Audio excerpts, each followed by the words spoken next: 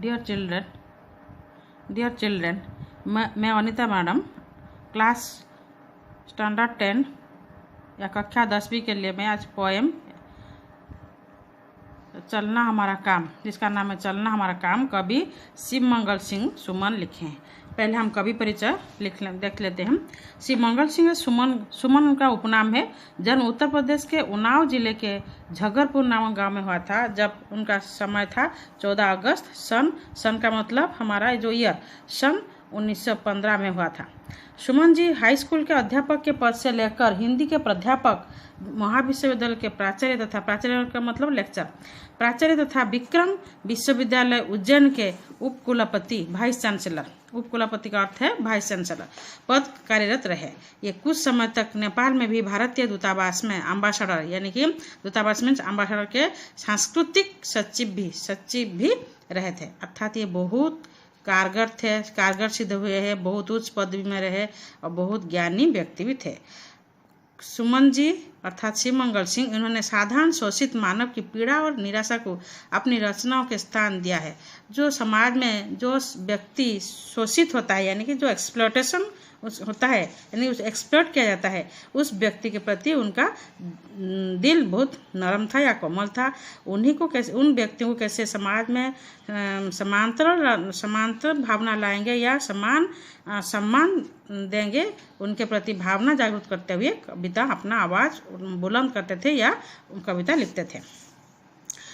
सुमन जी की प्रमुख रचनाओं में हिल्लोल, जीवन की गान, प्रलय, सृजन, मिट्टी की बारात, विश्वास बढ़ता ही गया, पप आंखें नहीं भरे, विंध्य हिमालय जो काव्य है, प्रकृति पुरुष कालिदास जो नाटक है, और महादेवी की काव्य साधना जो आलोचना है प्रमुख है। इन्हें काव्य संग्रह पर देव पुरस्कार, पर आंखें पर नहीं भरी पर नवीन पुरस्कार तथा मिट्टी की बारात पर साहित्य अकादमी पुरस्कार प्राप्त है। इन पुरस्कार को देखते हुए हमें ये पता चलता है कि शिव मंगल सिंह बहुत उच्च कोटि के कवि या लेखक थे, जिसके कारण भारत सरकार इतने सारे पुरस्कार उन्हें प्रदान किए हैं। सुमन जी हिंदी के सशक्त का मतलब मजबूत, सशक्त गीतिकार के रूप में जाने जाते हैं। उनके कविता है चलना हमारा काम है। अर्थात इस कविता के जरिए हमें ये सीख देते हैं कि जीवन में चाहे जितना भी मुसीबत, जितना भी उलझन, जितना भी कठिनाई क्यों ना आ जाए, उसे सबको धकेलते हुए, सामना करते हुए, साहस के साथ, वीरों की भांति साहस के साथ उसे सामना करते हुए आगे बढ़ना ही जाना है। अर्थात आगे जो बढ़ते हैं वही सफलता को प्राप्त करते हैं। अगर हम किसी मुसीबत को देखते हुए डर कर अगर रुक जाएंगे तो हमारा जीवन अधूरा हो जाएगा या हम असफल हो जाएंगे और हम एक गुमनाम जीवन को प्राप्त करेंगे, अर्थात हम समाज में प्रतिष्ठा प्राप्त नहीं कर पाएंगे। और तब हमें हमेशा समस्या या उलझन को सामना करने के लिए सीख या साहस जुटानी चाहिए। चलते हैं, चलना हमारा काम है। गति प्रबल पैरों में भरी, गति का मतलब आगे बढ़ना, यानी कि मोशन। गति प्रबल पैरों में भरी, फिर क्यों रहूं दर दर खड़ा। अर्थात हमें ईश्वर ने जो मानव को पैदा किए हैं उनके मन में ही इतना साहस, इतना उत्साह, इतना बुद्धि, ज्ञान प्रदान किए हैं, तो इन ज्ञान के बलबूते पर, इन साहस के बलबूते पर हम आगे बढ़ना चाहिए। हमारे पैर इतना मजबूत है, क्यों हम एक जगह पर ठहरते रहें। अर्थात हमें हमेशा आगे बढ़ना ही चाहिए। और क्यों दर दर रहूं खड़ा, अर्थात क्यों हम एक जगह पर ज़्यादा समय तक रुक जाएं। रुकने का नाम है गुमनाम हो जाना, अर्थात असफलता को प्राप्त करना। जब आज मेरे सामने है रास्ता इतना बड़ा, अर्थात ये विशाल संसार में इतने सारे चारों तरफ में रास्ता पड़ी हुई है, अर्थात कहीं एक दिशा ही हमारे लिए, एक ही रास्ता नहीं है, एक दिशा को पकड़कर हमें चलेंगे। अर्थात चारों तरफ हम अगर नज़र फैलाएंगे, चारों तरफ हमारा रास्ता ही रास्ता है, तो किसी एक को रास्ता पकड़कर अगर हमें असफलता मिल जाए तो दूसरे रास्ते को हमें पकड़कर आगे बढ़नी चाहिए। तो इसलिए हमें कभी निराश नहीं होनी चाहिए, कभी हमें ये उत्साह या प्रेरणा देते हैं। जब तक ना मंजिल पा सकूं तब तक मुझे ना विराम का मतलब आराम है। अर्थात जब तक हम जो मन में सोचते हैं, जो मंजिल को प्राप्त करने के लिए, अर्थात एम को जब तक नहीं प्राप्त नहीं करते तब तक हमें आराम नहीं करनी चाहिए। अर्थात हमेशा अविराम, नॉनस्टॉप, अविराम का मतलब नॉनस्टॉप गति से हमें काम करनी चाहिए, या उत्सुकता से या दुगुनी उत्सुकता से हमें आगे बढ़नी चाहिए। कब तक ना, मंजिल को प्राप्त करने तक चलना हमारा, क्योंकि हमारा धर्म है, हमारा कर्म है चलना, अगर अर्थात आगे बढ़ना, अर्थात हमारा पैर का कर्म है या धर्म है, उसका कार्य प्रणाली है कि आगे बढ़ना, कि पीछे नहीं, हमेशा आगे ही कदम बढ़ाते रहना। कुछ कह लिया, कुछ सुन लिया, कुछ बोझ अपना बढ़ गया। हाँ, कभी कभार ऐसा भी होता है, किसी दोस्त के साथ हमारा मन मुटाव हो जाता है, फिर हम कुछ पल के लिए उस मन मुटाव को भूल जाते हैं, दुश्मनी भूल जाते हैं, फिर हम भी कुछ कहते हैं दोस्त को, वो भी हमें कुछ कहता है। तो इस लेन देन में, उस बातचीत में हमारे यहाँ पे बीच में कुछ दुश्मनी पैदा हो जाती है, फिर भी हम उस दुश्मनी को मिटाकर फिर आगे बढ़ने चाहिए। हम ये नहीं कि हम किसी को कुछ नहीं बोलते, हम किसी को बोलते हैं कुछ, वो दूसरे भी हमें कुछ सुनाते हैं। तो कुछ अगर जब हम बात बोल देते हैं दूसरे को, तो हमारा बोझ भी थोड़ा, जो भारीपन हमारे दिमाग में भारीपन रहता है, बोझ रहता है, वो भी बन जाता है, अर्थात हमें हल्का महसूस करते हैं। अच्छा हुआ तुम मिल गई। अच्छा हुआ कभी यहाँ पे बोलते हैं कि अपने प्रेमिका, अर्थात किसी जीवन में, चाहे पुरुष हो, पुरुष के लिए एक नारी और नारी के लिए एक पुरुष, जब जीवन में युवा अवस्था आता है तो हर कोई एक पुरुष साथी पकड़ता है या पुरुष नारी साथी पकड़ता है। तो ये जो दोनों मिलते हैं तो उनके बीच में बातचीत करते हुए, जीवन को बांटते हुए, आधे आधे बांटते हुए, आगे समस्या को धकेलते हुए आगे बढ़ जाते हैं। तो कभी यही बोलते हैं कि कुछ रास्ता, अच्छा हुआ तुम मिल गई, कुछ रास्ता ही कट गया। अर्थात कब ये दोनों मिलकर रास्ता को बांटते हुए, रास्ता को सुधारते हुए, रास्ता ढूंढ कर चले जाते हैं, उन्हें पता नहीं चलता। क्या राह में परिचय को, राही हमारा नाम है। अर्थात हमारा एक कुछ समय के लिए, कुछ पल के लिए हम दोस्ती का हाथ बढ़ाते हैं, कुछ समय के लिए एक दूसरे के साथ मेल मिलाप करके रहते हैं, फिर उस समय में हम क्या परिचय देते हैं, हमारा एक राही, अर्थात जो हम चलने वाले यात्री, राही मतलब यात्री ही हमारा नाम या परिचय हम देते हैं। चलना हमारा काम है, अर्थात हमारा धर्म ही है और कर्म ही है हमारा चलना, यानी कि आगे बढ़ना, गति करना, जीवन अपूर्ण लिए हुए। तो इस संसार में कोई भी ऐसा मानव नहीं जो हमेशा, जो संपूर्ण बोलेगा कि मेरे मन में कोई लालच नहीं है, मेरे मन में कोई आशा नहीं है।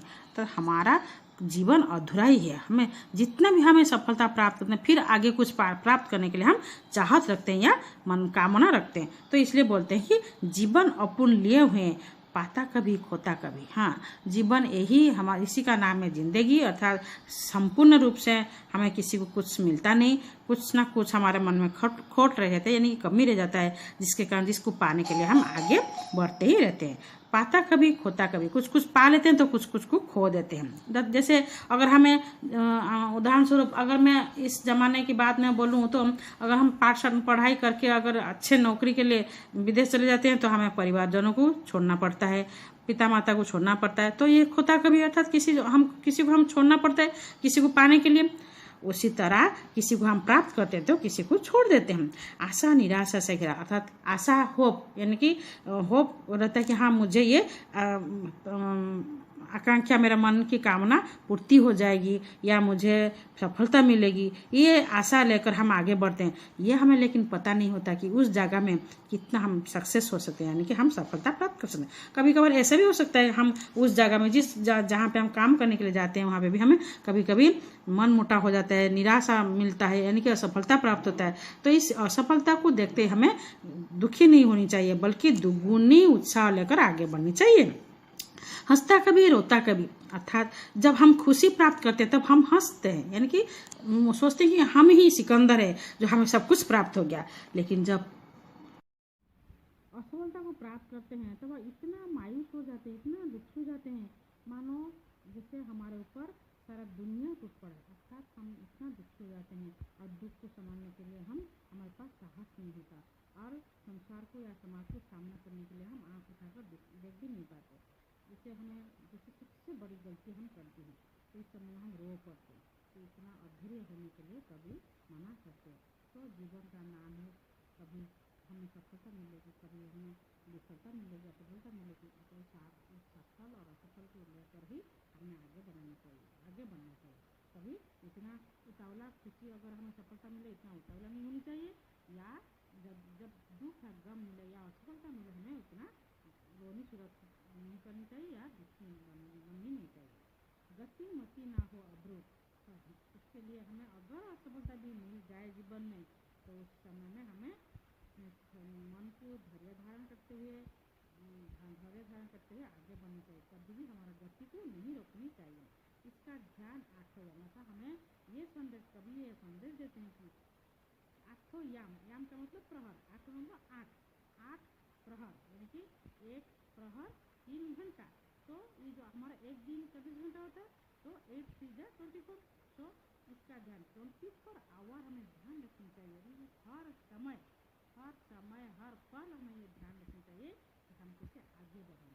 अगर भी हमें जीवन में विफलता मिल भी जाए तो उस विफलता को कैसे सफलता में परिवर्तित हम कर पाएंगे, इसे ध्यान रखकर आगे बढ़ने के लिए तैयारी करनी चाहिए।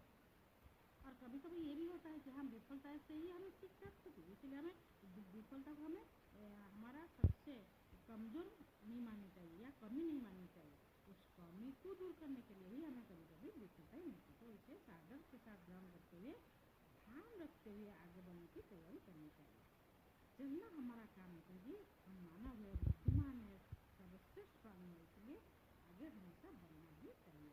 यह चलना हमारा काम है। इस विश्व प्रभा में फिर कभी बोलते हैं उदाहरण देकर, इतना विश्व का मतलब विशाल, यानी कि विशाल विश्व में, यानी कि संसार में कौन ऐसा प्राणी है, यानी कौन ऐसा मानव है जो कभी बोलेगा कि मैं कभी भी जीवन में धोखा या असफलता प्राप्त नहीं हुआ हूँ। अगर मुझे इसको नहीं बहना पड़ा, सुख दुख हमारी भी होता है। जीवन है तो सुख भी है और दुख भी है। सुख दुख दो बहन होते हैं, कभी हमें सुख मिलती है तो कभी दुख मिलती है। इसीलिए हमें सुख दुख को साथ लिए हुए आगे बढ़ने के लिए मानसिक रूप में हमें तैयार होकर रहना चाहिए और आगे भी बढ़नी चाहिए। किसको नहीं सहना पड़ा, फिर व्यर्थ क्यों कहता फिर वो मुझ पर विधाता बाम है। फिर अगर ये समाज में हर किसी को सुख और दुख मिलता है, सफलता मिलता है और विफलता भी मिलता है, तो इसे क्यों मैं विफलता मिलने पर क्यों दुखी हो जाऊं? अगर मैं सफलता जब प्राप्त करता हूं तब मुझे तो ज़्यादा खुशी महसूस होती है, मैं उछलता हूँ, कूदता हूँ। तो फिर दुख जब मिलता है तो हम क्यों इतना उदास हो जाए, क्यों इतना दुखी हो जाए? इसीलिए फिर व्यर्थ क्यों? कभी कभी ऐसे भी हम असफलता प्राप्त करने घड़ी हम सिर्फ विधाता यानी कि ईश्वर को ही हम उत्तरदायी करते हैं कि हे विधाता, हे ईश्वर, मेरे भाग में क्यों इतना असफलता प्राप्त होता है? क्यों मेरे को तुम बाम हो, यानी कि आशीर्वाद नहीं करते हो? मुझे क्यों इतना अनदेखा करते हो? क्या मैं तुम्हारा संतान नहीं हूँ? जैसे हम प्रार्थना करते हैं विधाता यानी कि ईश्वर को। कभी वो ऐसा नहीं करनी चाहिए, क्योंकि ईश्वर हम सब मानव समाज सब सारे प्राणी उनके संतान होते हैं। ईश्वर हमें अपने संतान के रूप में समान नजर में हमें ध्यान देते हैं, आशीर्वाद देते हैं। इसलिए कभी भी अगर हम विफलता प्राप्त भी हो भी जाए तो कभी भी उनको उत्तरदायी या उन्हें उल्लंघना नहीं देनी चाहिए। करना हमारा काम है, सिर्फ प्रगति की ओर हमें बढ़नी चाहिए, पॉजिटिव होनी चाहिए, लेकिन हमेशा हमें सफलता की ओर कामना रखनी चाहिए। हाँ, आज नहीं तो काल में जरूर सफलता प्राप्त करेंगे, ये सोचकर हमें आगे बढ़ना चाहिए। हमें पूर्णता की खोज में दर भटक करेगा। कभी जीवन को कि हम कैसे चंद पल में हमें सब कुछ मिल जाए, यही हमारा मानसिक रूप से हम तैयार होते हैं या उम्मीद रखते हैं कि सफलता प्राप्त होता ऐसा नहीं है। मैं जैसे सोचता हूँ तो दूसरे को जैसे सोचते होंगे कि हाँ मुझे भी सब कुछ मिल जाए, कभी कोई सोचता है कि हाँ मुझे भी सब कुछ मिल जाए। अगर सब कोई सफलता को प्राप्त करेंगे तो विफलता का स्वाद कौन चखेगा? इसीलिए पहले विफलता को स्वाद जो चखता है वही सफलता की स्वाद सकता है। अतः हमें हर पड़ाव में, हर द्वार पर, उनकी हर मुसीबत, हर पड़ाव में हमें विफलता मिल सकता है, लेकिन उस विफलता को सामना करते हुए आगे बढ़ना चाहिए। प्रत्येक पद पर कुछ ना कुछ रोड़ा अटकता ही रहता है। हर पद पर यानी कि हर पड़ाव में हमें मुश्किल का सामना करना पड़ता है। रोड़ा का मतलब मुश्किल, बाधाएं या मुश्किल का सामना करना पड़ता है। तो बाधाओं को या मुश्किल को सामना करते हुए ही हमें उचित शिक्षा सीख लेकर आगे बढ़नी चाहिए। परसों दुनिया का कभी हम नहीं सीखेंगे, जीवन तो इसी का नाम है। जहाँ पे सफलता है वहाँ पे भी विफलता है, तो जहाँ पे मुश्किल है वहाँ पे भी हमें सफलता तो मिलेगा, उसके आगे भी हमें सफलता मिलेगी। तो इसलिए हम दुखी क्यों हो जाए, क्यों निराशा हो जाए? अतः निराशा को दूर करते हुए, उम्मीद रखते हुए, आशा रखते हुए आगे बढ़नी चाहिए, क्योंकि जीवन उसका ही नाम है। चलना हमारा काम है, तो साथ में चलते रहे, एक